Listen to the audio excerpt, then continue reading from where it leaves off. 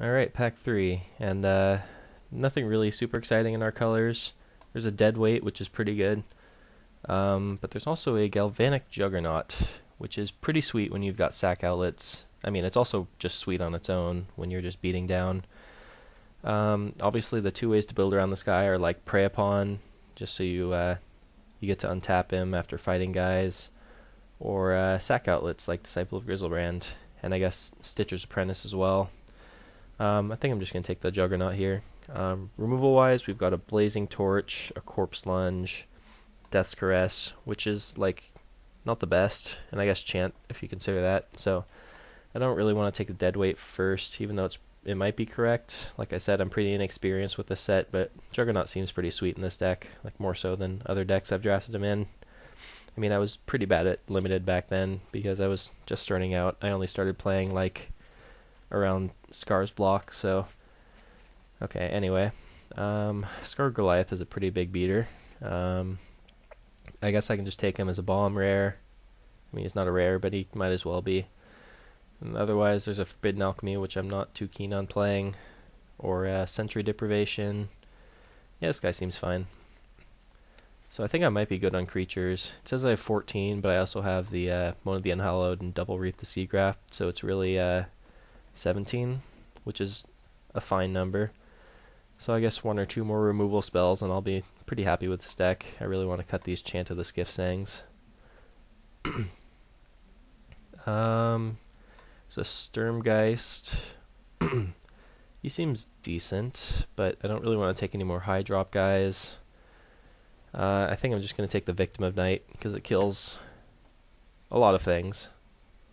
And since we're taking most of the zombies, like, this guy will kill most of our opponent's creatures, so it's not as good against us, but it's also an Unburial Rites, Tribute to Hunger, Stitch Drake, but I think I just need to capitalize on some removal here while I still can. Altar's Reap doesn't seem worth it, but Deranged Assistant does. It's a way to fill our graveyard. On the other hand, there's a Demon Male Hauberk, which also fills our graveyard by sacking our own creatures.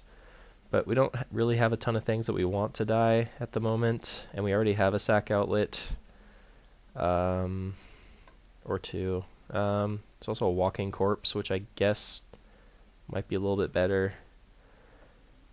You know what? I'm just going to go with Walking Corpse. And I don't think I need any more creatures. Armored Scab. Well, he is a facilitator of the graveyard, so there's that going for him. There's also another Blazing Torch, rather.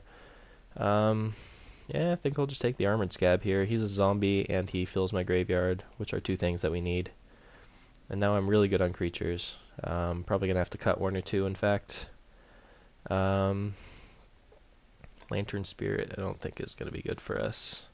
Don't really want to play Frightful Delusions either. Guess I can take the Falconwrath Noble. He's good with Disciple. Yeah, sure.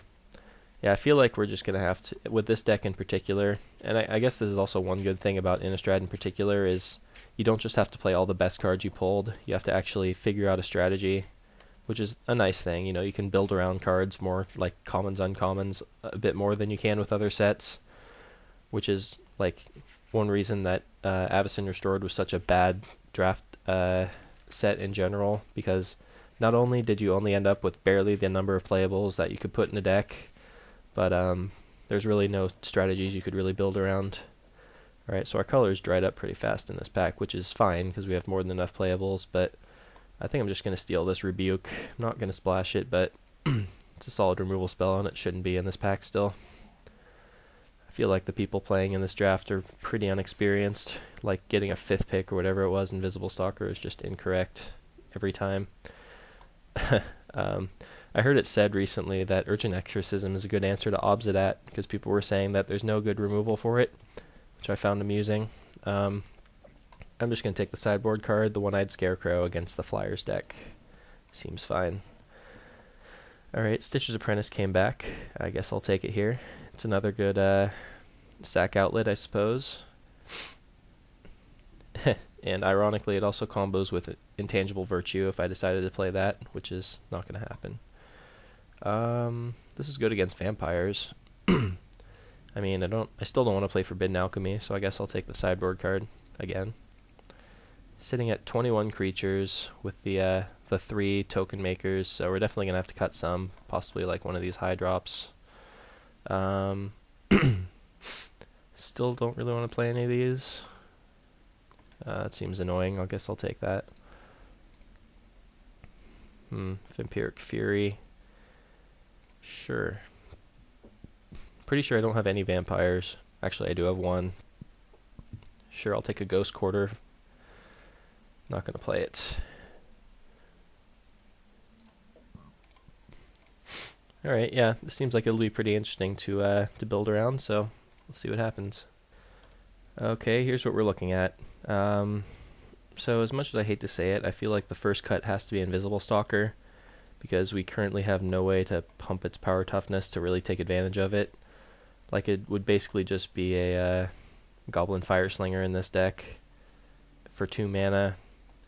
I mean, it does combo a little bit with things like Disciple, like if we want to sack it, but I feel like we have enough stuff that we don't really need to play it.